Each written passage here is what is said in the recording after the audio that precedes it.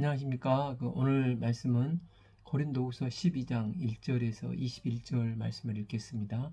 요절은 9절 나에게 이르시기를 내 은혜가 내게 족하도다. 이는 내 능력이 약한 데서 온전하여짐이라 하신지라. 그러므로 도리어 크게 기뻐함으로 나의 여러 약한 것들에 대하여 자랑하리니 이는 그리스도의 능력이 내게 머물게 하려 함이라.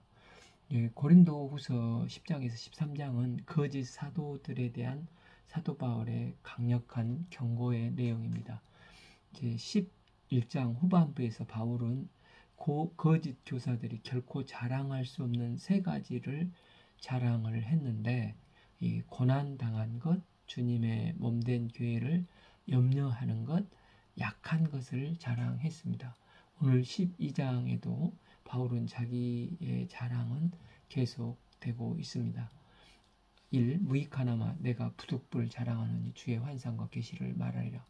바울은 지금까지 개인적으로 받은 계시나 환상에 대해서 한 번도 말한 적이 없고 오직 십자가와 부활의 복음만을 증거했습니다. 그런데 지금 바울은 부득불 자신이 받은 환상과 계시를 말하지 않을 수 없다는 것입니다. 여기서 환상은 영어로 비전이고, 또 어떤 특별한 현상을 육체의 눈으로 보는 것입니다. 또 계시는 영어로 레벌레이션으로 가려졌던 것을 벗긴다는 의미입니다. 즉 내 눈으로 보지 않더라도 하나님의 말씀을 읽는데 전혀 깨닫지 못했던 하나님의 비밀을, 가려졌던 그 비밀을 깨닫게 되었다는 것이 계시입니다. 주님의 환상과 계시를 보려고 한 게 아닌데 주님께서 주의 환상과 계시를 바울에게 보여주셨다는 것입니다. 내가 그리스도 안에 있는 한 사람을 아노니 그는 14년 전에 셋째 하늘에 이끌려 간 자라. 그가 몸 안에 있었는지 몸 밖에 있었는지 나는 모르거니와 하나님은 아시느니라. 사도 바울은 자기 간증을 1인칭으로 하지 않고 3인칭으로 말하므로 객관화시켜서 자기를 절대시하지 않았습니다. 사도 바울이 환상과 계시를 본 것은 마게도니아에서 이 고린도 후서를 쓰기 전 14년 전에 환상과 계시를 봤다는 것입니다. 바울에게 14년을 거슬러 올라가면 바로 자기 고향 다소에서 칩거하던 마지막 해였습니다. 그 역사학자 아놀드 토인비는 인류 역사는 창조적인 소수가 이끌어가는데 은퇴와 복귀를 하는 공식이 있다고 했습니다. 역사적으로 모세나 바울이 창조적인 소수인데, 모세가 히브리인으로 하나님을 영화롭게 하고자 하는 방향은 맞지만 자기 혈기로 하나님을 기쁘시게 하고자 할 때 40년 미디아 광야 생활의 은퇴 시기를 겪고 나서 그 후에 복귀를 거쳐서 출애굽 구속 역사의 창조적인 소수로 쓰임받았다고 했습니다. 바울 또한 하나님을 기쁘시게 하고자 하는 방향은 맞지만 율법을 행함으로 하나님을 기쁘시게 하고자 했다가 다메섹 도상에서 부활하신 예수님을 만나고 곧바로 아라비아와 고향 다소로 은퇴를 하고 복귀할 때 그는 진정 하나님을 기쁘시게 하는 창조적인 소수가 되어 있다고 세상 역사가는 평을 하고 있습니다. 이 사도 바울이 이 다메섹에서 예수님을 바로 만나고 은퇴한 시기가 아라비아 광야와 다소 생활을 합해서 약 13년입니다. 바울은 이 기간 데오도르 HF 말처럼 하나님의 신학교에서 철저히 1대1로 성령의 조명하심을 받아 성경을 읽으며 자기를 낮추고 주님 앞에 겸손해지는 은총의 시간을 보내며 구속 역사의 주의 종으로 준비되었습니다. 아마 바로 이 기간의 다소 생활 마지막 1, 2년 전에 하나님께서는 이런 영적 체험을 하게 하신 것입니다. 우리도 세상을 살아가는데 나는 결코 원치 않는데 아무것도 할 수 없고 이런 모습은 다른 사람이 볼 때도 저 사람은 이제 인생이 끝났구나 평가할 정도로 은퇴를 해서 집거하지 않으면 안 되는 상황이 될 때가 있습니다. 그러나 그리스도 안에서는 모든 것이 합력하여 선을 이루십니다. 사도 바울은 아무런 뜻도 없이 은퇴하여 집거하는 것 같았지만 이 기간 주님은 치밀하게 그를 준비시키시고 때가 이름에 바나바를 통해 안디옥의 사역에 복귀시키사 주님의 구속 역사에 그를 사용하셨습니다. 입이 셋째 하늘에 이끌려 간지라 그가 몸 안에 있었는지 몸 밖에 있었는지 나는 알지 모르거니와 하나님은 아시니라.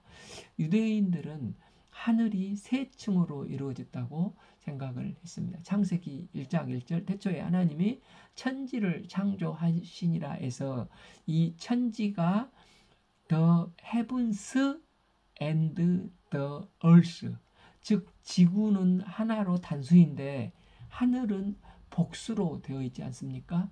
성경은 그 하늘이 3층으로 구성되어 있다고 봅니다. 1층은 우리가 호흡하고 있는 이 대기권을 말하고 2층은 우주 공간 이 스페이스에 있는 수억 개 지금 은하계가 있다는 것이고 이 3층 천은 하나님의 보좌가 있는 곳으로 거룩하신 하나님이 계시는 낙원을 가리키는 것입니다. 예수님께서 십자가에 못 박히실 때 한쪽 강도가 회개할 때 내가 오늘 나와 함께 낙원에 있으리라고 하셨지 않습니까? 또 계시록 2장 7절에서도 귀 있는 자는 성령의 교회들에게 하시는 말씀을 들을지어다 이기는 그에게는 내가 하나님의 낙원에 있는 생명의 나무의 열매를 주어 먹게 하리라 말씀하셨습니다. 마지막 날까지 신앙을 지키고 있는 성도들에게 하나님 나라의 낙원에 거하며 생명의 열매를 주시겠다고 약속하셨습니다. 그 몸 안에 있었는지 몸 밖에 있었는지 나는 모르거니와 하나님은 아시느니라. 바울 자신이 하나님 나라에 끌려갔을 때 그때 자신의 육체는 육체로 지닌 채로 끌려갔는데 아니면 육체 이탈을 하여 영혼만 끌려갔는지 그건 나도 모르고 하나님만 아신다는 신비로운 체험을 했다는 것입니다. 성경을 보면 바울만 이런 체험을 한 게 아니고 여러 선지자들도 이런 체험을 했습니다. 에스겔 선지자도 하나님의 권능의 손이 그를 붙드셔서 그가 지금 서 있는 곳은 바벨론 그발 강가인데 예루살렘 성전으로 데려가시기도 하고 굉장히 다양한 곳으로 공간 이동을 하게 하셔서 영적인 체험을 하게 하셨습니다. 우리가 주님을 믿는다는 것은 이런 지각을 초월하는 신비스러운 부분이 있는 것입니다. 참 내가 이런 사람을 아노니 그가 몸 안에 있었는지 몸 밖에 있었는지 나는 모르거니와 하나님은 아시느니라. 그 경험이 얼마나 신비한지를 다시 한번 강조해서 말하고 있습니다. 자, 그가 낙원으로 이끌려가서 말로 표현할 수 없는 말을 들었으니 사람이 가히 이르지 못할 말이로다. 바울이 하나님 나라에 이끌려가 하나님의 존전에서 신비스럽게 하나님과 대면을 했을 때 인간의 하찮은 언어가 필요 없었다는 것입니다. 다만 주님께서 이런 신비로운 경험을 하게 하신다면 그 이유가 무엇이었겠습니까? 우리는 그 변화산상에서 신비한 체험을 한 베드로를 생각해 볼 수 있습니다. 그는 마가복음 9장 5절에서 라비어 우리가 여기 조사오니 우리가 초막 셋을 짓되 하나는 주를 위하여 하나는 모세를 위하여 하나는 엘리야를 위하여 하사이다 이렇게 했습니다. 그때 예수님은 아무런 대꾸도 안 하시고 그때 하늘에서 너희는 그의 말을 들으라 하시는데 예수님은 이 8장에서 제자들에게 마가복음 8장 34절 누구든지 나를 따라오려거든 현실 속에서 자기를 부인하고 자기 십자가를 지고 나를 따르라 하셨습니다. 이처럼 바울에게 이런 환상과 계시를 보여주신 것은 현실을 떠나 신비주의의 신앙으로 빠져들라는 게 아니라 어떤 핍박과 어떤 위험과 고난과 도전이 오더라도 현실 속에서 자기 부인 자기 십자가를 지고 꿋꿋하게 주님의 사명을 감당하며 주님을 따라 전진하도록 그런 이 은혜를 부어 주셨다는 것입니다. 때문에 사도 바울은 그런 것들을 세상에 말할 수 있다 할지라도 그것은 용인되는 것이 아니어서 가히 이르지 못할 말이라는 것입니다.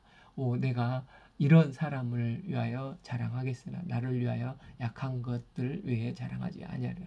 이런 사람은 앞에 2절에 그리스도 안에 있는 사람으로 주님을 자랑하는 것이기 때문에 얼마든지 자랑을 하겠다는 것입니다. 그러나 주님과 별개로 나 자신만을 놓고 이야기한다면 나는 약한 것만 자랑하겠다는 것입니다.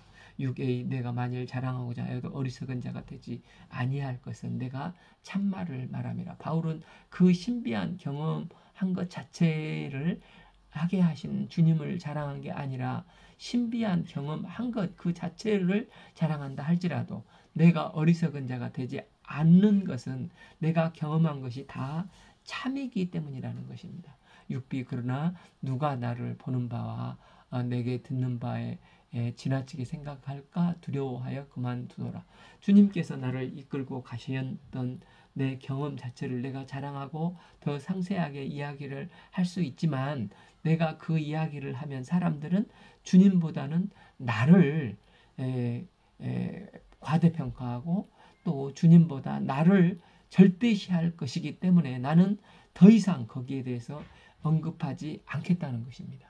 오늘날 주의 종들이 그런 것을 강조하다 보면 어느덧 부지불식간에 예수님보다 그 사람을 더 추종하고 충성하는 경우가 생깁니다. 아무리 그 사람에게 영적인 은사가 있을지라도 언제든지 틀릴 수가 있고 언제든지 흔들리고 사역의 본질에서 떠나는 사탄의 유혹에 넘어갈 수 있는 게 사람입니다.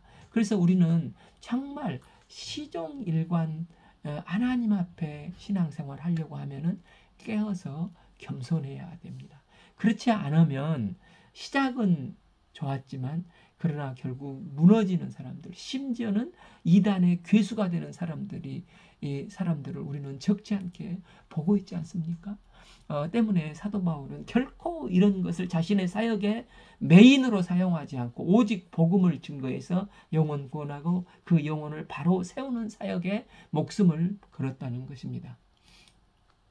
7. 여러 계시를 받은 것이 지극히 크므로 너무 자만하지 않게 하려고 내 육체에 가시고 사탄의 사자를 주셨으니 이는 나를 펴서 너무 자만하지 않게 하려 하심이라. 사도 바울이 환상과 계시를 본 것은 그 자체를 자랑하기 위함이 아니었습니다. 그런 영적인 세계를 경험한 은혜를 덧입게 하신 것은 주님께서 자기가 교만한 자가 되지 않게끔 하기 위해서 자기에게 육체의 가시를 주셨음을 자랑하기 위함이었다는 것입니다. 이것은 거짓 사도들이 결코 자랑하지 못하는 것입니다. 이 육체의 가시는 육체의 질병으로 간질이란 말도 있고 또 다메섹 도상에서 주님을 만났을 때 정오보다 더 밝은 빛을 본 후에 안질이 있었다고 알려지고 있습니다. 그래서 갈라디아서 4장 13절에서 내가 처음에 육체의 약함으로 말미암아 너희에게 복음을 전한 것을 너희가 아는 바라. 이것을 볼 때 그 1차 전도 여행 때 갈라디아 교회를 개척했지 않습니까? 갈라디아로 갈 때 이미 도저히 낫지 못하는 육체의 가시인 질병을 가지고 있었음을 우리는 알 수 있습니다. 또한 사탄의 사자라고 하는 것을 볼 때 고린도 교회의 거짓 교사들처럼 가는 곳마다 그에게 있는 대적자들에게 시달렸는데 아마 이 육체의 가시는 육체의 질병뿐만 아니라 대적자들 둘 다인 것을 볼 수 있습니다. 그런데 사도 바울은 이 육체의 가시를 오히려 하나님께서 자기를 교만하지 않게끔 주신 하나님의 은총으로 알고 오히려 이것을 자랑을 했습니다. 사도 바울에게 있어서 사탄은 하나님의 컨트롤 속에 있는 존재일 뿐입니다. 예수님께서도 공생의 시작 전에 마태복음 4장 1절에서 그때 예수께서 성령에게 이끌리어 마귀에게 시험을 받으러 광야로 가사, 그러니까 마귀는 성령의 컨트롤 속에 있는 것입니다. 욥기를 보면 하나님과 사탄의 관계가 잘 나타나 있습니다. 사탄이 욥에게 병도 주고 재난도 주고 재앙을 내리게 할 때 이 모든 것이 하나님의 허락 속에 이루어집니다. 욥기 1장 12절 여호와께서 사탄에게 이르되 내가 그의 소유물을 다 내 손에 맡기노라. 다만 그의 몸에는 내 손을 대지 말지니라. 사탄이 곧 여호와 앞에서 물러가니라. 그때 자식들이 다 죽고 몸 병들고 기왓장으로 긁고 아내는 하나님 저주하면서 저주하라고 하면서 떠나고 또 회사는 다 이제 무너지고 친구들은 집요하게 이런 욥을 회개하라고 비난하고 그 극심한 재난을 당하고 하나님께서 다시 은총을 베풀어 주시고 2배의 축복을 주셨을 때까지도 욥은 사탄이 그 뒤에서 그런 짓을 했다는 것을 꿈에도 몰랐다는 것입니다.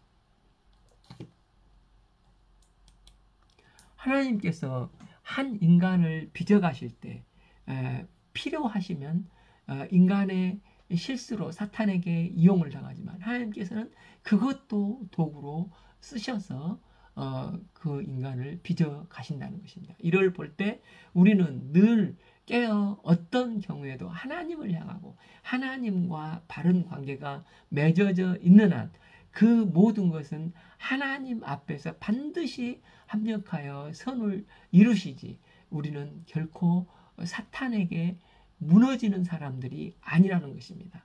8. 이것이 내게서 떠나가게 하기 위해서 내가 3번 주께 간구하였더니 여기서 3번은 그가 얼마나 간절히 기도했는가를 알 수 있습니다. 예수님께서 겟세마네에서 3번 하나님의 뜻에 순종하기 위해서 땀방울이 핏방울이 되듯 기도하셨는데 이런 간절한 기도를 배워서 바울도 이런 기도를 한 것입니다.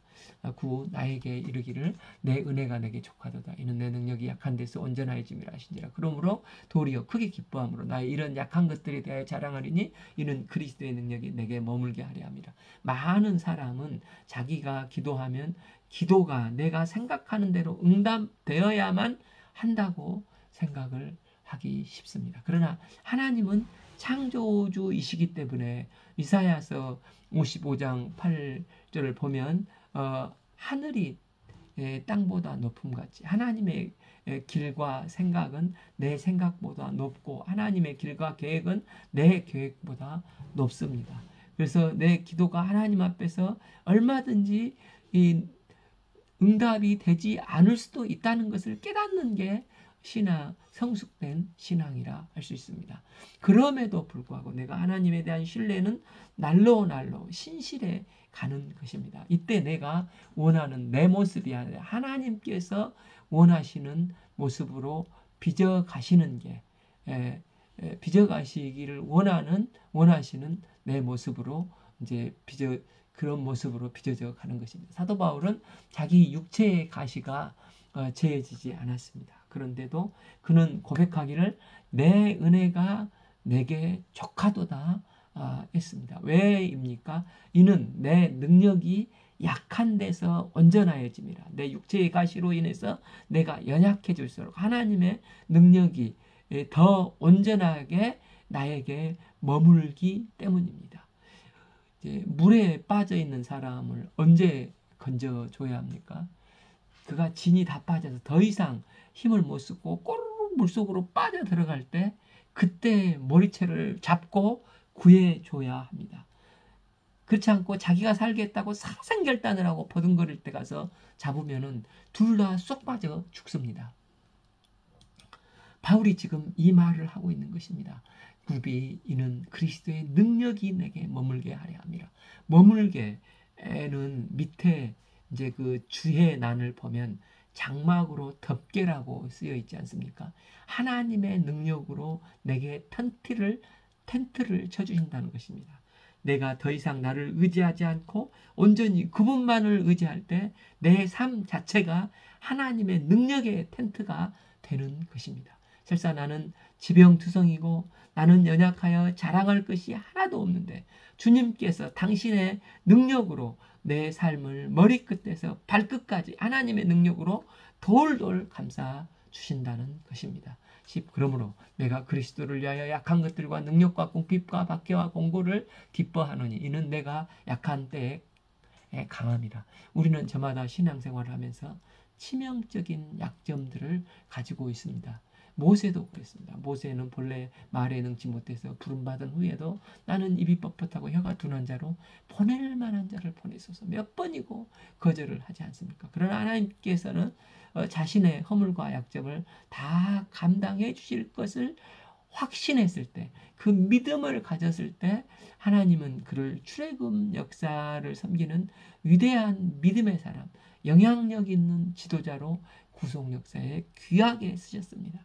기독교가 강할 때에는 바티칸 성당이 아름답고 웅장하게 지어졌을 때가 아니라 극심한 핍박을 피해서 오직 주님만 의지하는 카타콤 지하 무덤에 숨어 있었을 때였습니다. 이처럼 진정 강한 자는 자신의 연약함을 깊게 깨닫고 전적으로 주님을 의지할 때 주님의 능력이 머물고 강해지는 것입니다. 11a 내가 어리석은 자가 되었으나 너희가 억지로 삼킨 것이니. 여기서 어리석은 자가 되었다는 것은 자기 스스로 자랑하는 것을 다시 한번 되풀이해서 말합니다. 이것은 실제 너희가 거짓 교사들에게 넘어갔기 때문에 부득불 너희들을 바르게 회복시키려고 너희 수준에 맞게 나도 이 방법을 썼다는 것입니다. 11b 나는 너희에게 칭찬을 받아 마땅하도다. 이 공동 번역을 보면 이제 사실 여러분은 나를 인정해 줘야 할 사람들이 아니었습니까? 그때 거짓 사도들의 말을 듣고 사도 바울을 옹호해 주고 인정하고 나를 변호해 줘야 될 사람들은 고린도 성도들 여러분들이었습니다. 그런데 여러분들이 그렇게 해주지 않고 오히려 거짓 사도들에게 넘어갔습니다. 그래서 내가 부득불 자랑하게 되었습니다. 이 짧은 구절 속에 사도 바울의 깊은 고독이 되어 있는 것을 보게 됩니다. 11시 내가 아무것도 아니나 지극히 크다는 사도들보다도 조금도 부족하지 아니하니라. 그러니까 I am nothing이라는 것입니다. 그러나 거짓 사도들보다는 조금도 부족함이 없는 게 이는 바울이 하나님의 부르심을 받은 사도였기 때문이라는 것입니다. 12 사도의 표가 된 것은 내가 너희 가운데 모든 참음과 표적과 기사와 능력을 행한 것이라. 사도 바울은 자신이 사도 되었음의 첫 번째 증거가 오래 참음이라고 했습니다. 이게 헬라어 오래 참음이 휘포메인데 뭐뭐 밑에 거하다는 것으로 고난과 핍박으로 내가 주인이 되어 주님 위로 올라가고 싶은 모든 마음을 적극적으로 자기 부인하여 주님 밑에 아래 거하는 자세가 오래 참음이라는 것입니다. 또한 사도됨의 증거는 표적과 기사와 능력을 행하는 것이라고 했습니다. 표적은 하나님의 말씀으로 믿게 하는 파워이고, 기사는 하나님을 경외하게 하는 파워이고, 권능은 두나미스로 하나님의 능력을 드러내는 초자연적인 파워입니다. 이것이 세 단어가 별개의 의미를 지닌 게 아니라 하나님으로부터 주어진 동일한 힘, 파워를 설명하는 것입니다. 바울도 루스드라에서 안전병이를 일으켰고 또 잠자다 떨어져 죽은 유두고를 고쳤습니다. 또 빌립보 감옥에서 찬양할 때 감옥문이 열리고 착고가 풀어지기도 하였습니다. 이 사도행전 19장 12절에서는 직접 안수한 것도 아닌데 소지품을 갖다 대기만 해도 치유가 일어나고 귀신이 떠나가는 표적과 기사와 능력이 행해졌습니다. 그런데 마태복음 24장 24절에서 예수님은 거짓 그리스도들과 거짓 선지자들이 일어나 표적과 기사를 보여 할 수만 있으면 택한 자들을 미혹하리라고 했지 않습니까? 우리 인간 밖에 일어나는 것만 기적으로 받아들인다면 그것은 다른 종교나 심지어 사교 집단에도 이런 것들은 많이 있습니다. 그래서 성경을 자세히 보면 사도 바울이 안전병이를 일으키고 죽은 사람이 살리는 것 등 모든 행적을 자신이 기록한 게 아니라 누가가 사도행전을 기록하면서 제3자의 객관적인 사실로 기록했지 바울 자신이 직접 쓴 이 고린도 전후서나 뭐 에베소서, 갈라디아서 어디에도 그는 그런 기적에 대해서 한마디도 기록하지 않았습니다. 바울은 이것을 기적으로 생각하지 않고 하나님에게는 너무 당연하신 것입니다. 바울에게 표적과 기사와 능력은 하나님을 대적하던 자신이 구속함을 받아서 생명 역사의 통로가 되어서 영혼들을 구원 역사에 쓰임받는 것, 이것이 가장 큰 기적이고 표적이고 능력이었습니다. 그래서 사도 바울은 나의 사도됨은 하나님 밑에 거하는 것이고 생명의 통로가 되는 것이라고 고백을 한 것입니다. 13. 내 자신이 너희에게 폐를 끼치지 아니한 일밖에 다른 교회보다 부족한 것이 무엇이냐? 너희는 나의 이 공평하지 못한 것을 용서하라. 사도 바울은 마게도니아 교회의 선교 지원비를 받았고 부족하면 또 텐트 메이커로 자비량을 했는데 고린도 교회에서만큼은 일체의 사례비를 받지 않았습니다. 이는 복음의 순수성이 훼손되지 않게 하고자 조심하고 조심했기 때문입니다. 그런데 거짓 사도들이 들어와서 이걸 끈앞으로 사도 바울을 집요하게 공격하고 모함하면서 소피스트 철학자들처럼 유능한 복음 교사일수록 더 많은 물질 지원을 받아야 한다고 주장하면서 바울이 사례비를 받지 않은 것은 그가 진짜 사도가 아니라 가짜 짝퉁이기 때문에 그렇다고 공격을 한 것입니다. 그러면서 또 우리가 100번 양보해서 그는 마게도니아 교회에서는 지원을 받았는데 너희들에게는 1푼도 안 받은 것은 너희들을 사랑하지 않았기 때문에 그렇다고 또 공격을 하는 것입니다. 그래서 바울은 너희들에게 사례비를 받지 않는 것 외에 너희에게 부족한 것이 뭐가 있냐. 그러면서 역설적으로 다른 데서는 받았는데 너희에게서 안 받은 것, 그것 때문에 공평하지 못한다고 생각한다면 용서해달라 하면서 그 건으로는 오해하지 말라는 것입니다.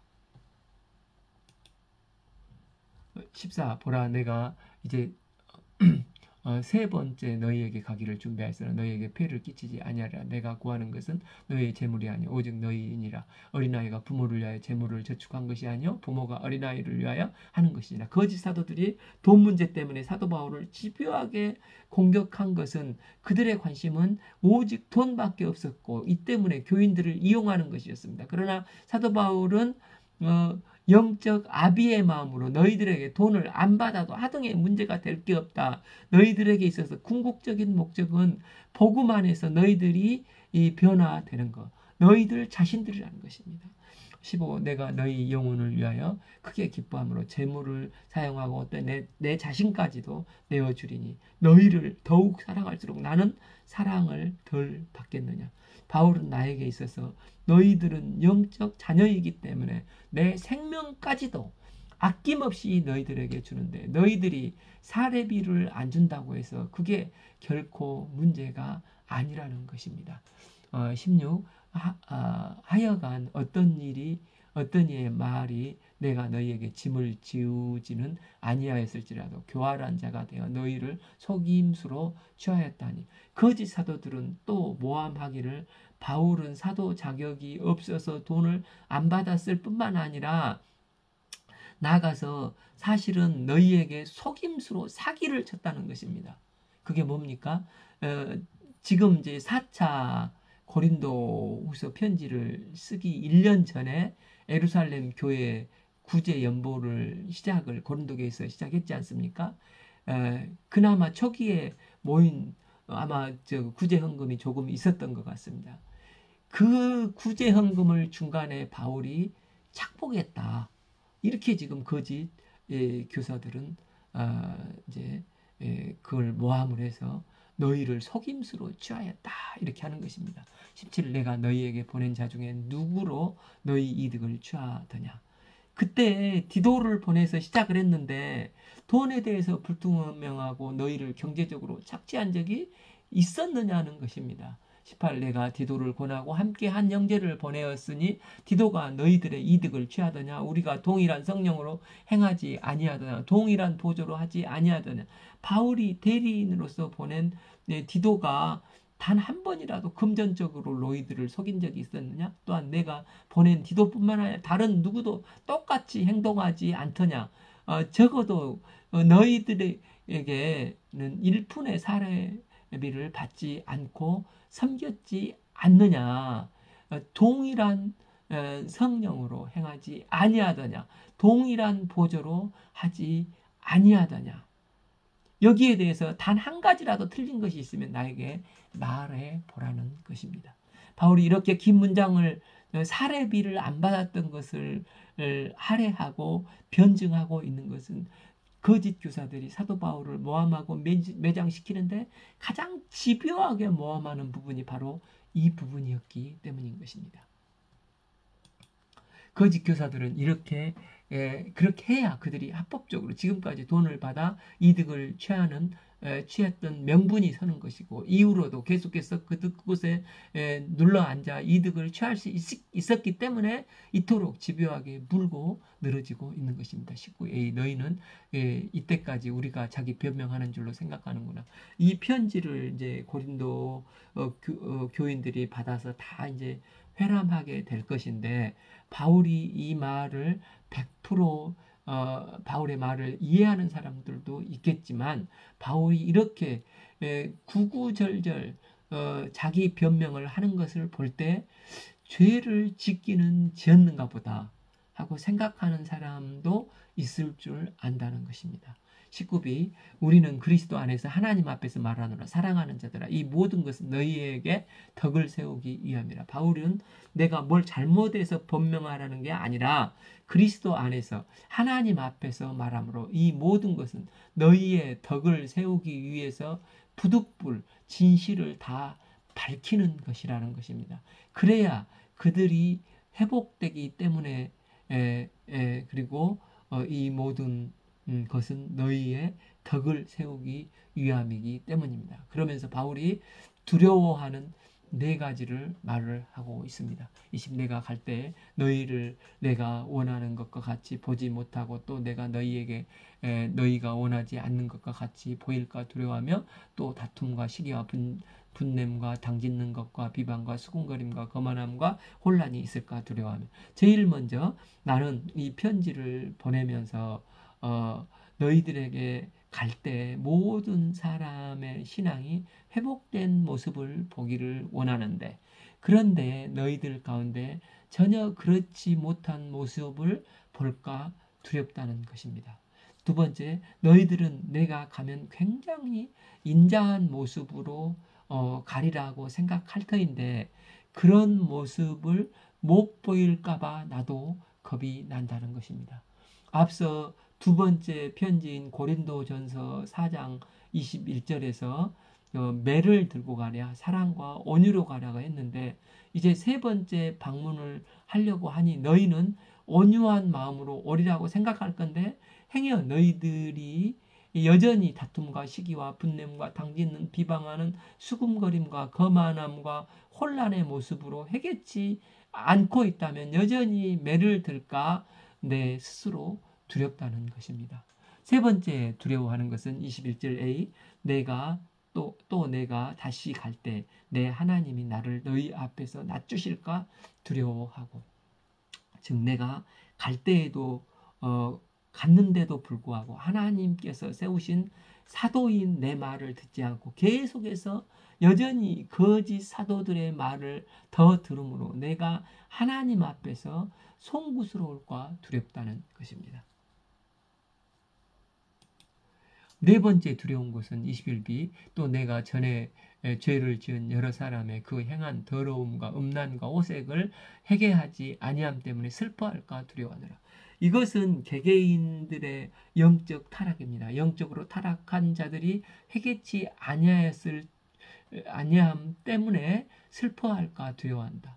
애통해할까 두렵다는 것입니다. 고린도 교회는 타락한 항구 도시의 악영향으로 물들어서 교회를 다니면서도 세상과 양다리를 걸치는 자들이 있었습니다.